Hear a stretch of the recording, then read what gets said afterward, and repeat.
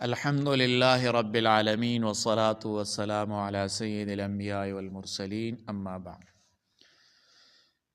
ملحدین کی طرف سے جنت پر اعتراضات اور ہماری طرف سے مضبوط جوابات، لیکن اس سے پہلے اگر آپ لوگ ہمارے چینل پر نئے ہو تو ہمارا چینل سبسکرائب کریں تاکہ ہمارے چینل میں جو لائیو آپشن ہے وہ کھل جائے اور ہم براہ راست مسائل شروع کریں گے، سوالات اور جوابات شروع کریں گے۔ تو پہلا اعتراض معترضین کی طرف سے، ملحدین کی طرف سے یہ ہے، جنت تو ایک جسمانی خواہشات والی جگہ ہے، یہ تو بس کھانا پینا عورتیں، یہ عقلی بات نہیں۔ جواب سن لیں بھائی، سب سے پہلے تو یہ سمجھو کہ قرآن جنت کو مثالوں میں بیان کرتا ہے۔ اللہ تعالیٰ فرماتے ہیں فَلَا تَعْلَمُ نَفْسٌ مَّا أُخْفِيَ لَهُم مِّن قُرَّةِ أَعْیُن، کسی جان کو خبر نہیں کہ اس کے لیے آنکھوں کی ٹھنڈک کیسے نعمتیں چھپا دی گئی، یعنی اصل جنت کی حقیقت دنیا جیسی نہیں، یہ صرف سمجھانے کے لیے مثال ہے۔ یہ اعتراض ایسا ہی ہے جیسے کوئی کہے بھائی وائی فائی دکھتی نہیں تو ہوتا کیسے ہے؟ ارے بھائی، یہ چیز کو دنیا کی مثال میں نہیں ناپ سکتے۔ دوسرا اعتراض ملحدین کی طرف سے یہ ہے کہ جنت ہمیشہ کی، ہر چیز سے انسان آخر کار بور ہو جائے گا۔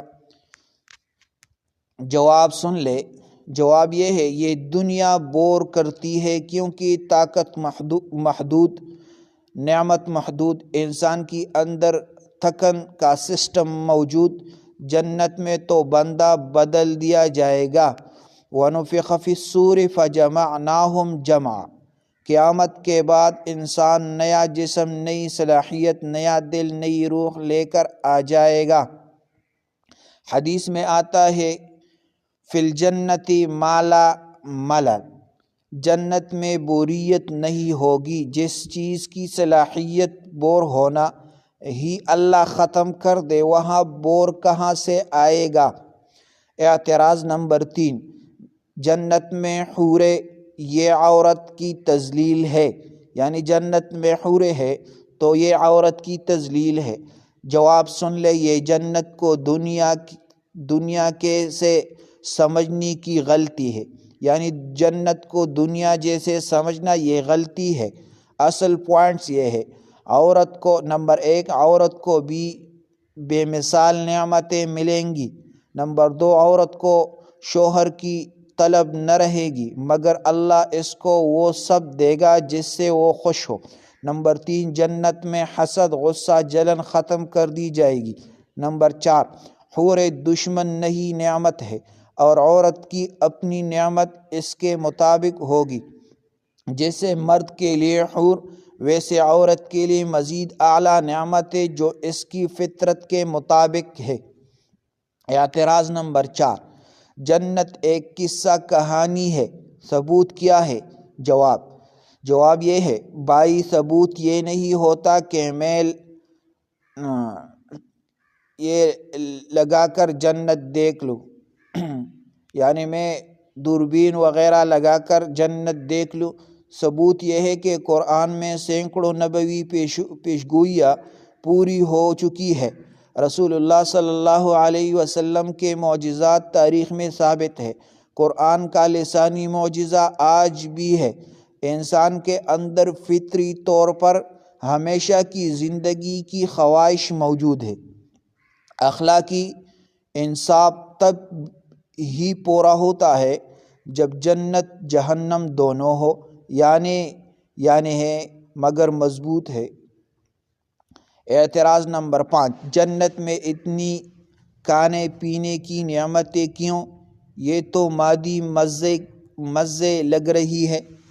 جواب یہ ہے جنت کی نعمتیں دو طرح کی ہے، نمبر 1 روحانی نعمتیں، اللہ کا دیدار، اللہ کی خوشنودی، دل کی پاکیزگی، حسد، خوف، غم سب ختم، سکون، سلامتی، نور۔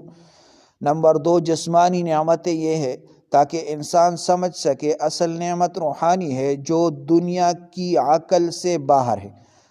اعتراض نمبر 6 اگر سب کچھ ہمیشہ ملتا رہے گا تو اچھے کام کرنے کی کیا ضرورت تھی؟ جواب سن لیں، یہ تو دنیا کا بھی اصول ہے۔ میٹرک کے بعد آگے نہیں پڑھوں، اچھی نوکری نہیں، کام نہ کرو، تنخواہ نہیں، بیچ نہ بوں، فصل نہیں، دنیا میں تو اللہ کے نظام میں کیوں نہیں؟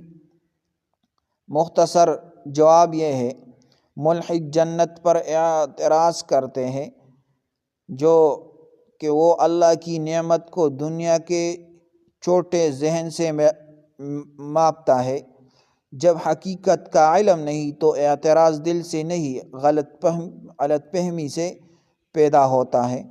تو یہ چند اعتراضات ہیں، ہم نے اس کے جوابات دیے، یہ یاد کر لیں اور دوسروں کے ساتھ شیئر کریں۔ جزاکم